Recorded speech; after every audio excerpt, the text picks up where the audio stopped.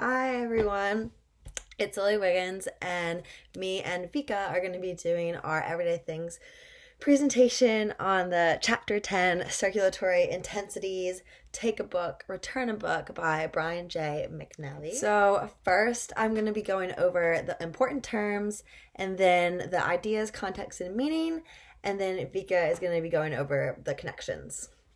So, let's get into the terms. So I have a couple of terms to go over that kind of follow along with what I'm going to be talking about with the ideas, context, and meaning. The very first term I'm going to go over is attunement, and this is probably the most important one that we're going to go through. That kind of relates back to like the whole chapter. Basically, it kind of connects everything. So attunement is the way we attach or define ourselves in the world.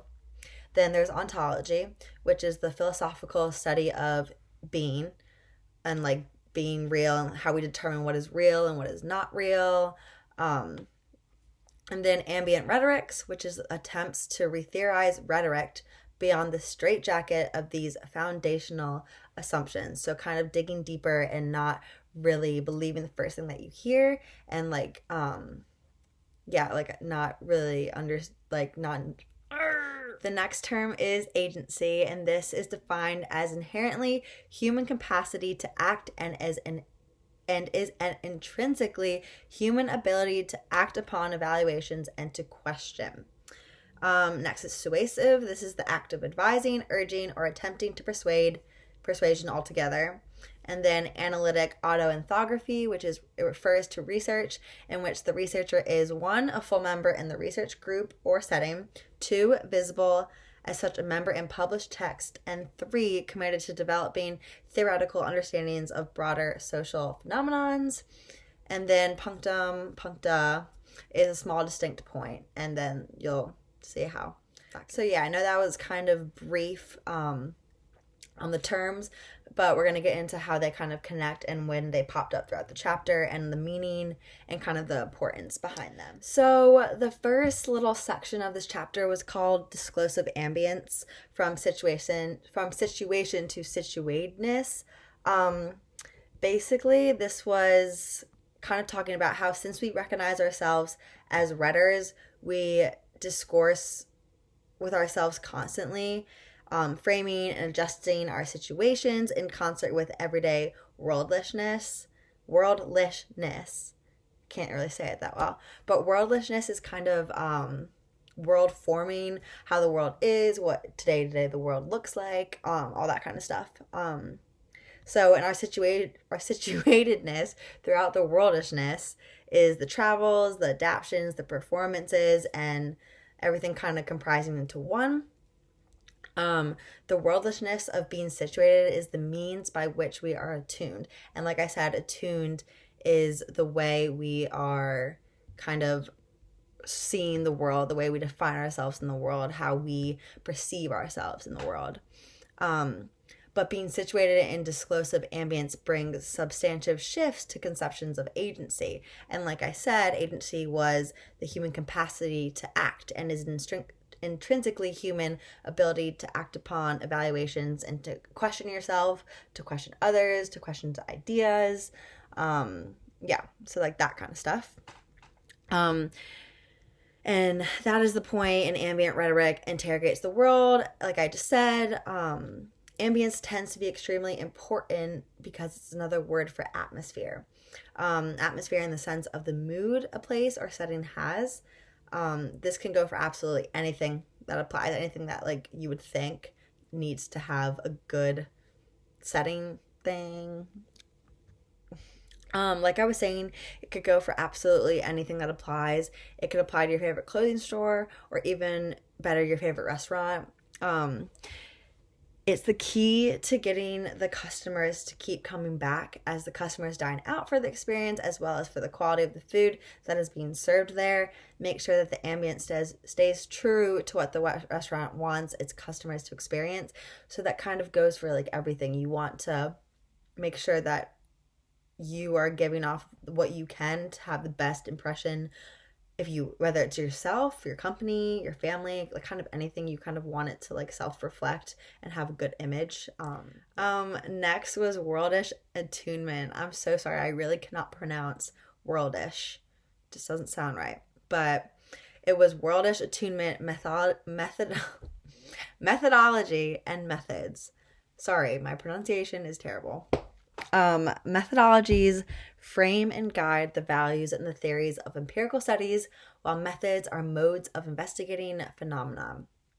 McNally's methodology in the project that we're going to talk about was analytic autoethnography, a qualitative approach that acknowledges and incorporates the researcher's subjective experience and that stems from ethnographic traditions grounded in symbolic interactionism. Analytic autoethnography does not necessarily reject the epistemological assumptions of ethnographic research, as do some forms of autoethnography. This is really important. So the methodology looks inward to see outward. So you need to evaluate something in order to come out with a better understanding and expertise, so that in the future you can teach that those generations that pass by and the people you want to enlighten with. Each methodology is evolving every day, week, month, and year. We all know that. Rhetoric is completely different than it was 5 years and 100 years ago. Because of this, it makes worldish attunement easier to grasp. So kind of getting in tune and how we define ourselves in the world, it makes it easier for us to do that. When you are up to date with new trends and methods, then you are more in tune with what the world is doing and all it has to offer. It's actually such a cool thing to think about, and McNally did a really great job at describing it and giving personal examples, which I will also get into. Okay, and then the last section was suasive circulations.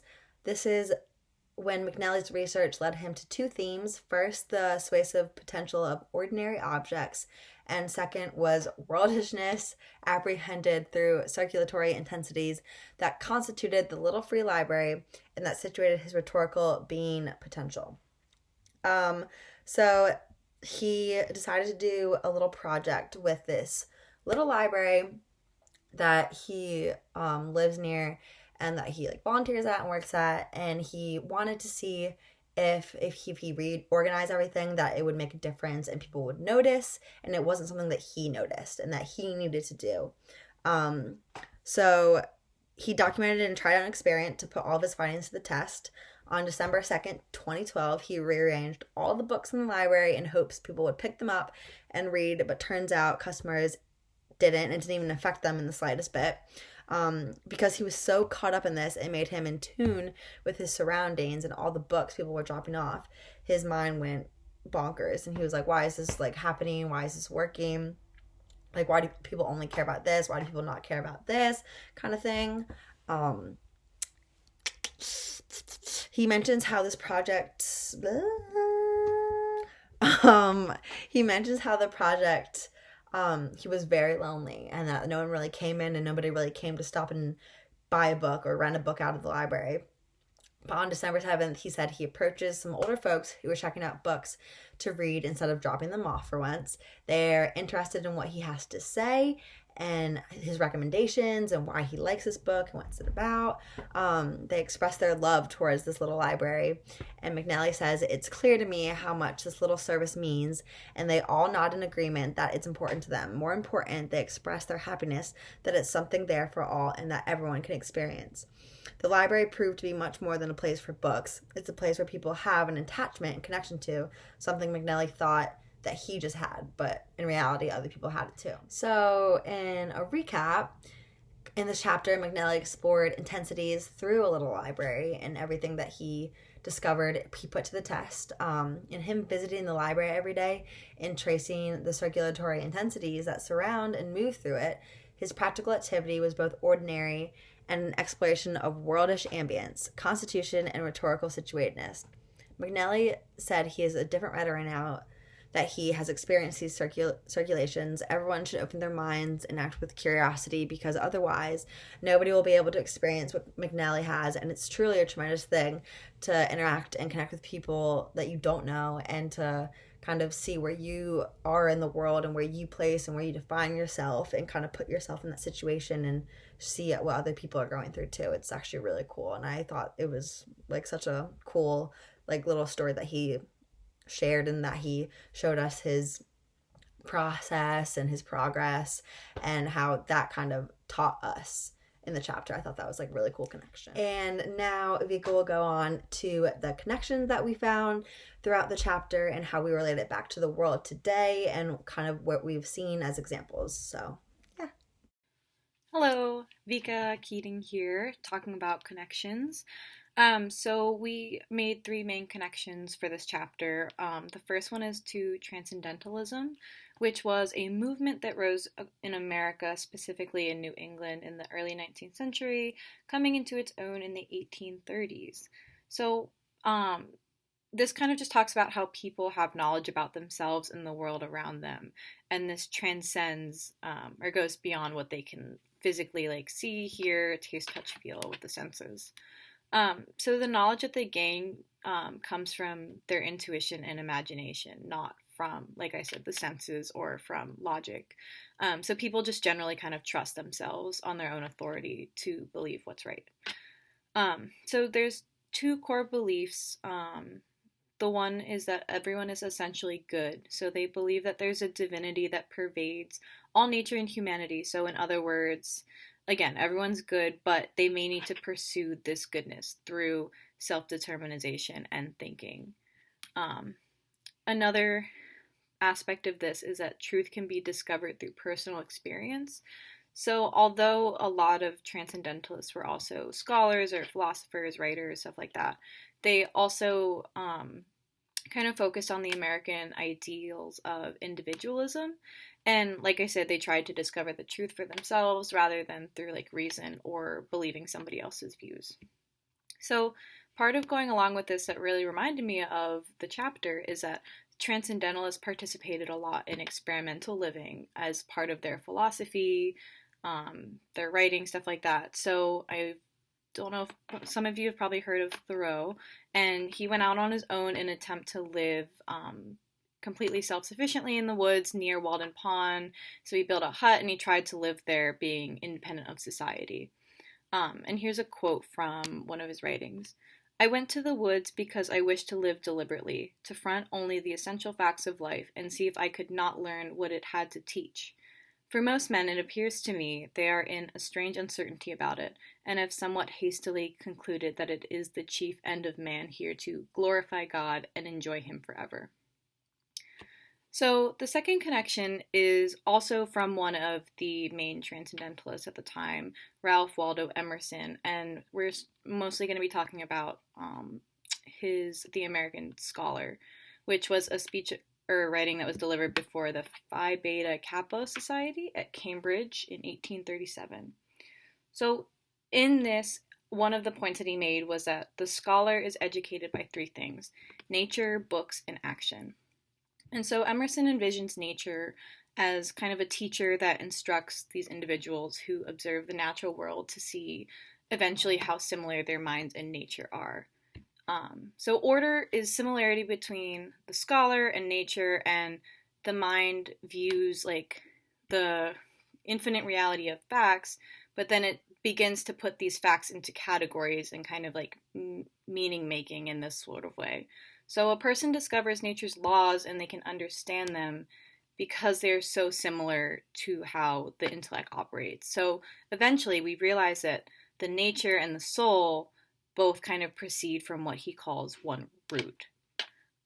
So again, it's kind of like just how similar self and nature are, and how you kind of attach yourself to the world, which is talked about in this chapter, and how you define yourself to the world. And so the second part of this was the books. And so he says books contain the learning of the past, but this can also be dangerous. So while it's true that books transform what he called short-lived actions, which were facts, into vital truths or immortal thoughts, every book is kind of just a partial truth. So it contains like the bias of that current society standards for like when it was written. So each age, it's important that each age creates its own books and finds its own truths. It's also Books are also dangerous because he said that it tempts the scholar away from original thought. So transcendentalists, again, were big on going with their own thoughts and not believing just what other people believed. So his example was the dramatic English poets who just kind of recreated Shakespeare's writings instead of producing new text or poems or thoughts. Um, and lastly, the last section, he talked about the scholar's need for action, which means physical labor. So he rejects the notion that the scholar should not engage in practical action. He says that they should, because action, while it's secondary to thought, it's still necessary. And a quote from what he said was, "Action is with the scholar subordinate, but it is essential."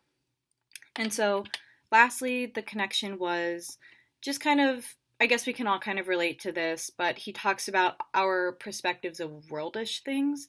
And so, this kind of reminded me of how we all just kind of make our own meanings and how we attach meaning to objects in this world and how this affects how we see each other or view each other again in this world. So for one example is, when like the newest iPhone comes out, there's always so much social pressure or just, like we want to be cool and have the next newest and greatest. But the older phones work pretty much just as well. Like when the iPhone without the home button and Face ID came out, it was really exciting and I definitely wanted it, but my iPhone 7 works just fine and I just have that one still. There was no real reason for me to upgrade, but just like mostly the social aspect.